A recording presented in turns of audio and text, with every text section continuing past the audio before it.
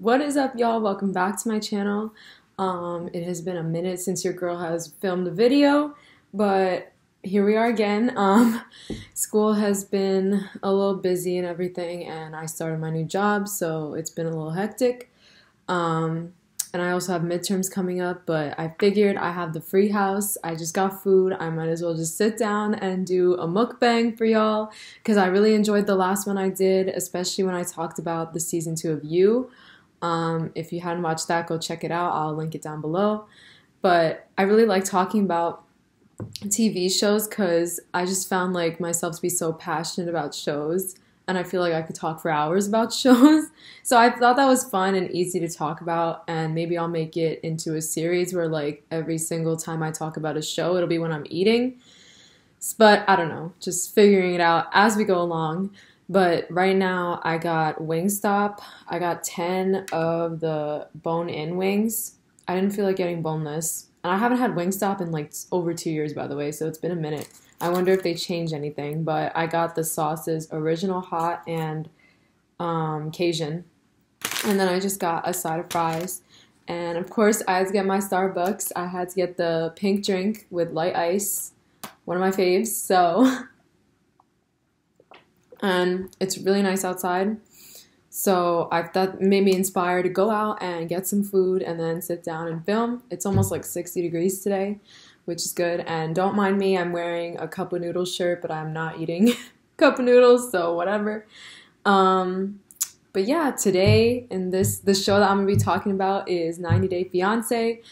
If you don't watch that show, I would totally recommend. If you're a fan of reality shows, like trash reality shows, like pointless shows that you want to waste your time with but still be entertained, watch 90 Day Fiance. It originally started as 90 Day Fiance, where they follow the lives of like couples who are engaged and leading up to their marriage when they're on the 90-day visa.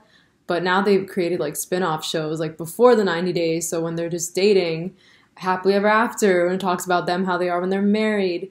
And even the other way, which is when the person who lives in the United States moves their life to go be with their partner in their foreign country. So it's a whole 90 Day Fiance world now. Like, this show really blew up. And the season 7, I believe it is, of 90 Day Fiance, just regular 90 Day Fiance, just ended. And I just wanted to talk about it. I watched pretty much all the episodes, and I also watched the tell-alls that they have, where it's kind of like reunions if you watch other reality shows. And I'll just talk about the couples that were on this season. There's not really any spoilers per se, because for the next season, they're just gonna get brand new couples. They're only on for like the one season.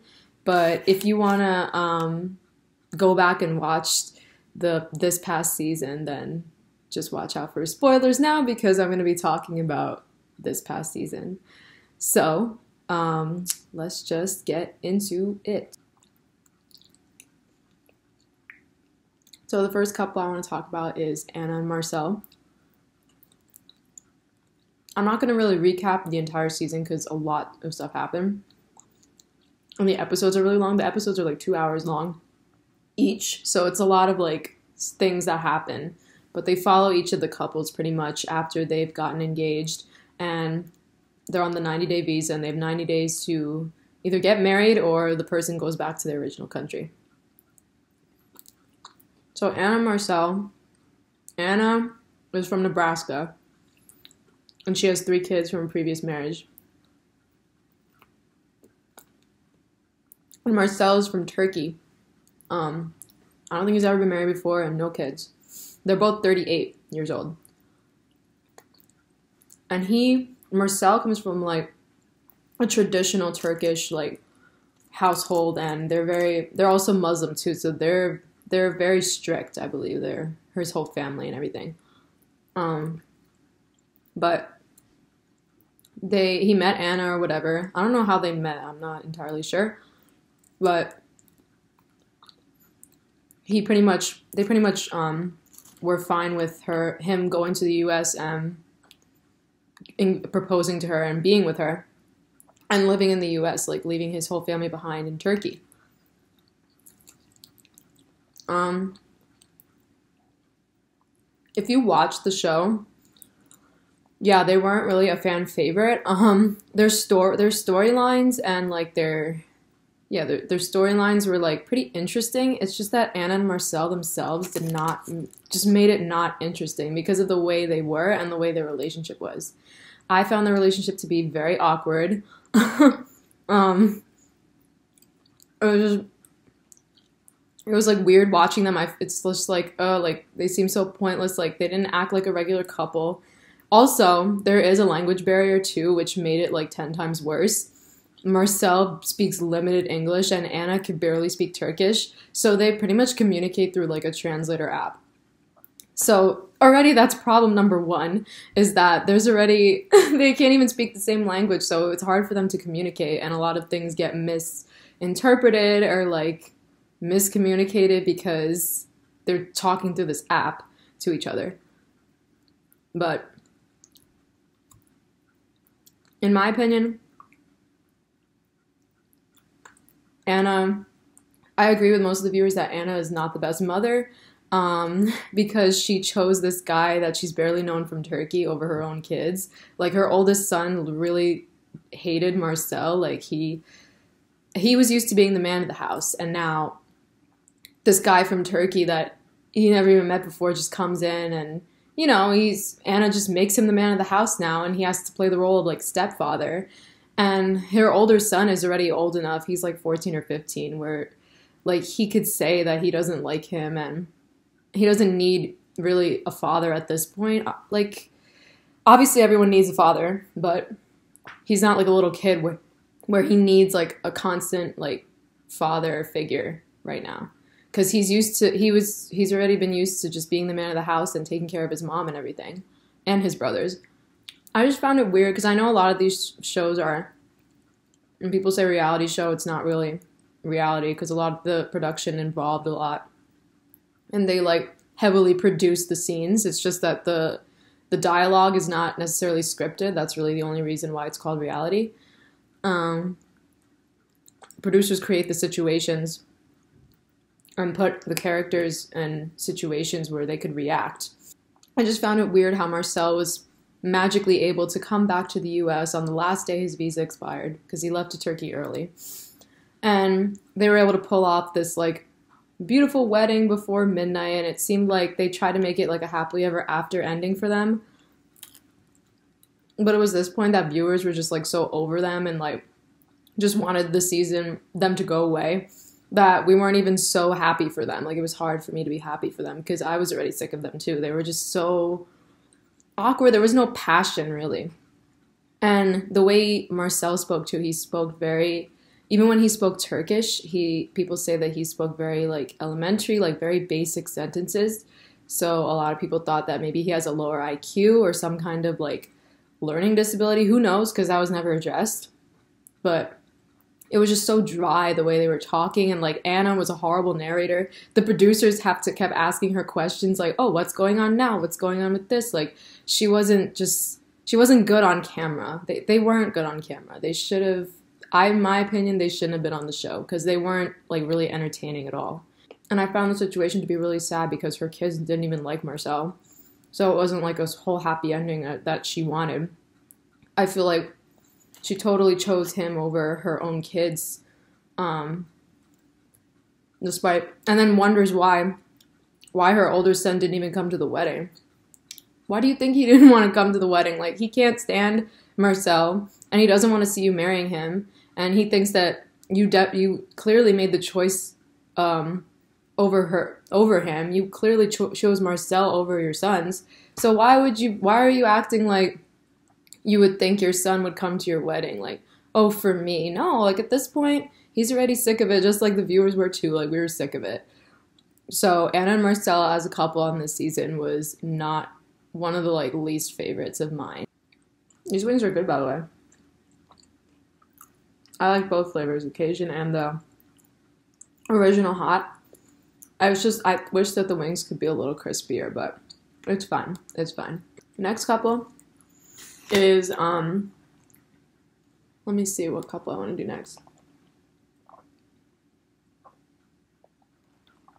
Tanya and Sinjin. Oh God. Tanya is from Connecticut. She's 29. She's engaged to Sinjin, who's also 29, and he's from South Africa. And they met in South Africa, and he was like a bartender or something. And they dated for 9 months, and then they got engaged. And then she brought him over here from South Africa. Tanya, she was the most hated. A lot of people say she was one of the most hated characters on 90 Day Fiance ever. Like, nobody liked Tanya. Because of the way she would treat Sinjin, and she would just be so, like, bitchy towards him and everything. And how she left she left for 30 days out of the 90 days to go to Costa Rica.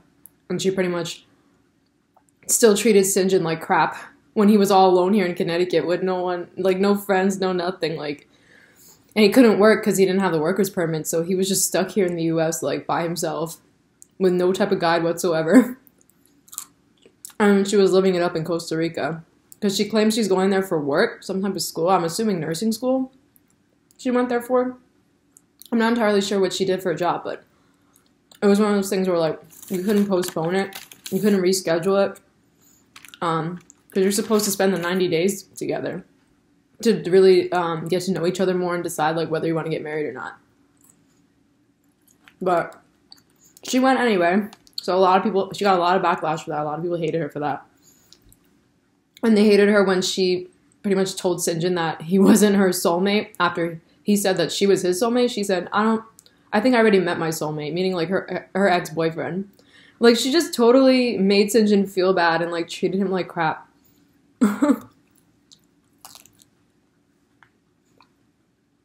And that whole soulmate conversation became, like, a big thing, highlighted throughout the show.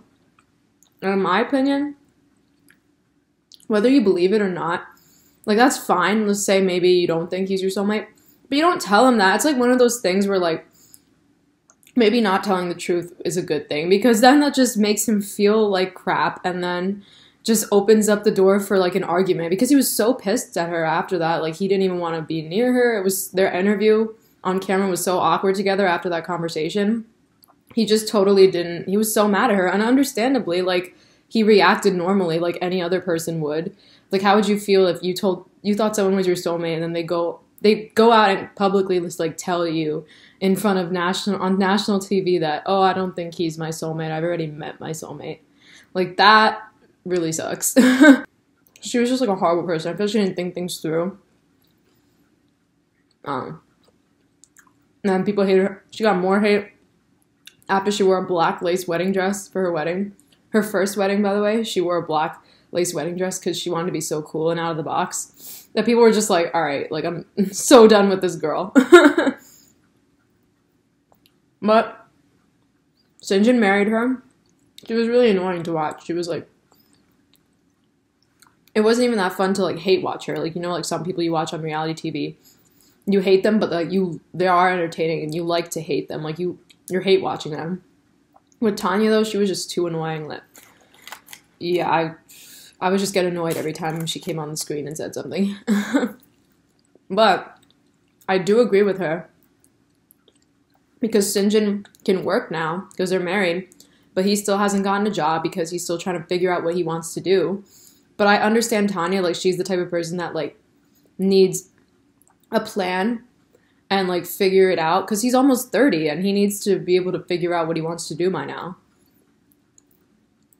She's out here working a lot and being the breadwinner for them, and he's not really contributing at all. So I kind of get where she's coming from. Like, I would probably be frustrated too. Like, at least have some sort of plan, or, like, start something. Like, or for now, if you're not sure what you want to do, then just get, like a regular job, because he was bartending in South Africa. Like, I don't know why he can't just bartend in Connecticut while he's trying to figure out what he really wants to do. So at least he could earn some income. Like, right now, he's just not contributing at all, like, financially, which I get is frustrating. So I totally get Tanya's point on that.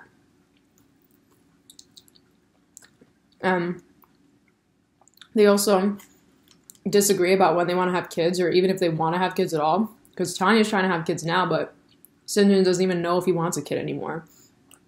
But, you know, you would think regular people would figure this out before they get married. But no, they're just figuring it out now. So I honestly don't know how long they would last, to be honest, because they just disagree too much on things. I do hope they're happy, though, so far, and I hope they figure it out and try to work it out. Because they kind of, it seems like they really did love each other, despite the way that she was treating him and everything, but I feel like she really does love him. She's just, the things she says sometimes, like, she doesn't think before she talks. The next couple is Michael and Juliana.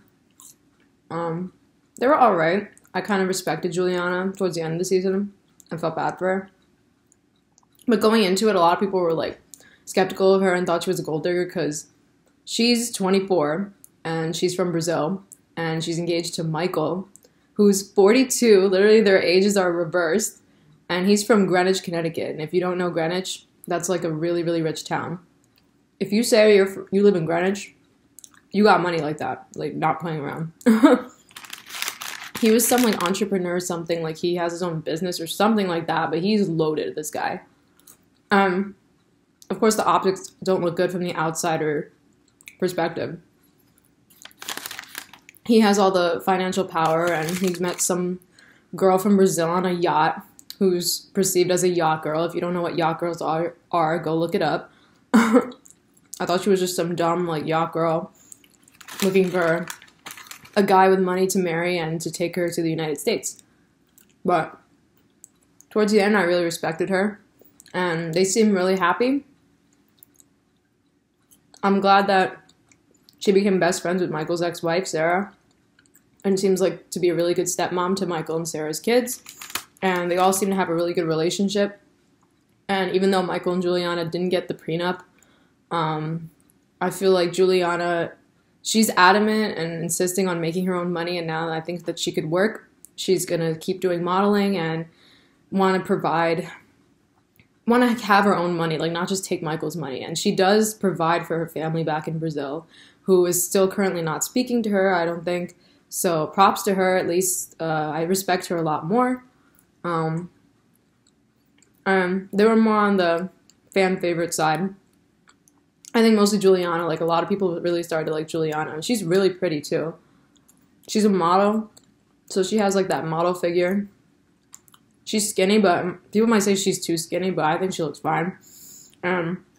She has a really, like, pretty face. She's gorgeous. And she looks so pretty on her wedding day. Their wedding was beautiful because he lives in some, like, mansion with a huge backyard in Greenwich, and they had their wedding there. And it looked like it came out of a movie. Like, it was so pretty. So, hopefully they last, and hopefully their relationship still remains good between Michael and Juliana and then Sarah, the ex-wife, and then the kids. Because right now everything seems, that's like a happily ever after ending. So I hope it works out for them. The next couple is Robert and Annie, which is, they're probably my favorite couple because I just liked Annie so much. She was my favorite. She was like the comic relief of the show. She was just so funny, and she never took herself too seriously, and she really showed on camera who she really was. Like, she wasn't trying to front and trying to be somebody that she wasn't. So that's the reason why I really, really liked her. But Annie's 30. She's from Dominican Republic. She got engaged to Robert, who's 41, from Florida. 8 hours after they met. They literally spent the whole day together, and he proposed to her, which is freaking crazy. Like, yeah. So, he brought her over from the DR to Florida, and she started living with him and his son, Bryson, who was, like, the sweetest. He's only 4 or 5. He's so cute. She was so good with him. Like, they just met, but it seemed like she really loved and cared about Bryson, and he really liked her, like, and looked at her as a mother figure, because the mother was never mentioned and doesn't seem like she's in the picture. So Annie, I don't know. I feel like she was a real person. A lot of people thought she was trolling and just there for the green card, but and especially because they got engaged only after 8 hours of knowing each other, but I feel like she's a cool person. I would want to hang out with her. When she started talking about how her mom died and how she wished her mom was there to see her in her wedding dress and on her wedding day, I was really sad. I felt really bad for her.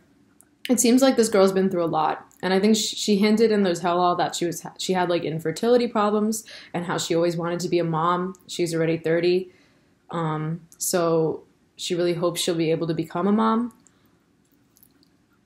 So I hope her and Robert last, and she'll be able to have a kid with him and have her own child, you know, be a mom to her own child. Because obviously she's really good with Bryson, but I know she really wants like a child of her own, you know. I feel like she deserves it, so I hope she gets what she wants. As for the porn star grandparents, that was disgusting. They just wanted to be on camera, I feel. If you didn't watch the show, Bryson's maternal grandparents were, well, the grandmother was in porn, and people think that her husband participated in porn too. But she was like an adult film star. I don't know why you would expose yourself like that on national TV, but they had no shame, and they were just so mean, and like they seemed kind of racist towards Annie. They were just so irrelevant. I was like, bye. Like, not worth the camera time at all. Just, I would rather see Annie. Annie did not deserve that. But that was my favorite couple because Annie was always real, I feel. Like, she was so open about everything to me. And she wasn't afraid to speak her mind and say what she was really thinking. So, respect to Annie. I low-key don't want this video to be super long, so I'm not trying to talk as much. There's a lot of couples though, which is like, but I'll just touch on Angela and Michael. So Angela's 53, and she's from Georgia, I think, the South, and she's engaged to Michael. It's another Michael. He's 30-something, and he's from Nigeria. Yeah. There's a huge age difference there, obviously. I really do think they love each other. I could see they have passion. Like, they have more passion than, like, Anna and Marcel. And Michael really have more passion. I could tell that Michael actually really loves Angela despite the age difference and everything. I don't think he's just using her for a green card. But I feel bad for them because his visa keeps getting denied, so they've been doing the long distance thing. So they're still dating, they're still engaged while he's in Nigeria and she's here. So it's hard. I know Angela's supporting all her grandchildren and her daughters, so I feel bad for her. To me, I didn't mind watching them. They were entertaining, but I didn't like love them, but I didn't hate them. They were kind of just there. And I felt like, but I did feel like there was true love there. So I hope it works out for them. The next couple I want to touch on, because they weren't as interesting, and I feel like they didn't get a lot of scenes either, was Emily and Sasha. Emily is in her 30s, I think. She's from Oregon, I want to say. And she's engaged to Sasha, who's around the same age, and he's from Russia. The thing is, Emily was living with Sasha in Russia, and then she got pregnant. And then she gave birth to her son, their son in Russia. But now they came back to the U.S. and she brought her son and Sasha with them, with her. Thing is, I felt like the way Sasha spoke to Emily was very rude, and very, like, he put her down a lot, especially about her weight because she gained a lot of weight after the baby. He was really, like, body shaming her, and because he's supposedly some personal trainer. That's what he's trying to be here in the U.S. So he's very, like, muscly and all that. Didn't think he was cute, by the way. I don't know if people thought he was cute, but I personally did not think he's cute. But he just put her down a lot about her weight and, like, kept pressuring her to, like, try to, like, lose all the weight and, like, get back to the body she was before. I just felt like he was just pressuring her too much. And I felt like Emily's sister had every right to have her doubts about Sasha because he was also married 2 other times before and had kids with 2 of his wives too. So this is his 3rd kid in his 3rd marriage. So it's a little shady. I don't know. I don't know. I didn't find Emily's sister to be annoying or anything. She had a right to be concerned because it's her sister and her nephew now. So I'm not really sure if there's not as much love there either. I didn't really see much passion between Emily and Sasha. They kind of were a little awkward together on camera. I don't know if it's because they were on camera. Like, I don't know how they really are, but they seemed a little off, seemed a little weird. I just hope they work it out because they have a son together and he's still a baby. And then the other couple that was really kind of boring and like, a lot of people didn't really care for them because they were just so boring, was Blake and Jasmine. They also didn't get a lot of scenes. They're both, I think, around like 27 or 28, and Blake lives in LA. I did appreciate the shots in LA when they were there. I like looking at the scenes there. And he brought over Jasmine, who's from Finland. She was just so boring, and like, so was Blake, honestly. They were both boring, so maybe they're a perfect match. They seemed kind of cute together. It's just they were just so boring. But, like, I don't know. I couldn't even tell if there was passion there because they were just that boring. It seemed like Jasmine lacked emotion altogether anyway. I don't know if that's how she just is, like her personality, but they try to blame it too on like people from Finland are like that. So I feel like maybe a combination of Finnish culture and then her personality just made her extra like boring and like antisocial. She didn't really, and like more, she acted more like a robot, honestly, but Blake seemed to really like her. I don't know. I don't really have much feelings on them because again, they weren't shown as much, and every scene they had was just so boring. Not entertaining at all. I don't know why they made it to the show either. They just seem pointless, like just a waste of space, honestly. They could have put another couple in there. But they seem like they like each other and they're both boring together. So hopefully they last. I don't know. I can't even tell like if they're, I know Blake seems happy, but you can't tell with Jasmine because she doesn't show her emotions. So hopefully she's happy too. And the last couple I want to talk about is Mike and Natalie. Okay, I know there's 3 different Michaels on this show, so this is a different Michael. We call him Mike though. People call him Mike. He's like 35. He's from Washington, and he's engaged to Natalie, who's also 35. She's from Ukraine. I think she's absolutely gorgeous. She has like the blonde hair, curly blonde hair, blue eyes. She's really pretty, Natalie. And Mike seemed like a decent guy, you know, like they seemed like a normal couple. And I think they met on an app or something, but her visa was also in process, meaning like she wasn't granted the visa yet. So he pretty much visited her in Ukraine and stayed with her there for like a couple weeks, while they were engaged. But then like the craziness started coming out of Natalie. Like she's first of all super religious and Mike's an atheist. So that's like conflict number 1. Second is the whole kids thing. Like, I think like she's desperate to have a kid. Because also, I mean, she's 35 and she was married once before and she felt pressured to have a kid and she didn't. And now she feels even more pressure from her mom, like to give her a grandchild. So kids is like her number 1 priority. And not that Mike doesn't want kids. It's just, I think he wants kids too, but she's just really, really, like, that's like her number 1 priority over him. He doesn't make it as much as a priority as she does.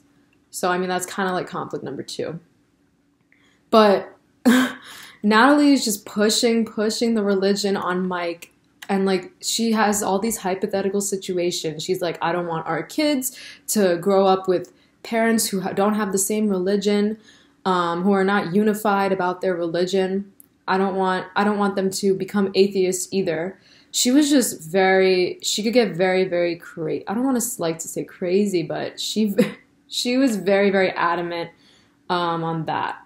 And Mike was just, I feel like Mike was just like, I did not sign up for this. I didn't know what I was getting myself into. She took it very, very seriously. And Mike he's the kind of guy that seemed like he was just chilling and like going through life and whatever happens, happens. He doesn't like to think like hypothetical situations, but she was all about hypothetical situations. And then it turned out that they broke up because she said that she couldn't say that she loved him on camera and that she gave him back the ring when he was leaving for Ukraine. she was kind of very nasty to him, the way she talked. And Mike was just kind of like, I don't know what to do. Like, she just broke my heart. I really love her, but the way she's treating me right now is not good. So he went back to Washington with the ring back, and they were kind of just like broken up. But then it came out in the tell-all that she was mad at him for an off-camera reason. Apparently, she was mad because he was staying over at his best friend's house, just the two of them. Some crazy thing like that, and she just took it to the extreme, I feel.